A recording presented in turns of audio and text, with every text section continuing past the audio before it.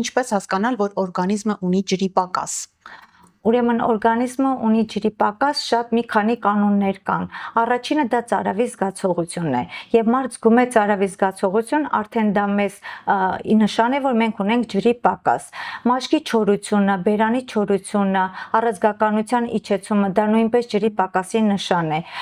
Նաեւ ջրի պակասի նշան է մեզի գույնի փոփոխությունը։ Սովորաբար առողջ մարդու մոտ մեզի գույնը թափանցիկ է կամ բաց դեղին գույնի է, սակայն երբ որ լինում է նարնջագույն կամ մուգ գույնի, ապա դա նշան է արդեն ջրազրկման։ Այնուհետև մեծ նշանակություն ունի, երբ որ երկար ժամանակահատվածում մենք մեզ չունենք, այսինքն մոտ 6 ժամ, 8 ժամ մեզ չունենք կամ մեզի քանակը շատ քիչ է, դա էլ է խոսում ջրի պակասի մասին։ Ջրի պակասով կարող ենք մի փոքր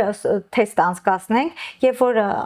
ձեռքի մեջքի շրջանում մաշկը այսպես բռնենք եւ բաց թողնենք, եթե ինքը դանդաղ է վերականգնում, դա նշան է, որ մենք ունենք ջրազրկում։ Սակայն դա մի փոքր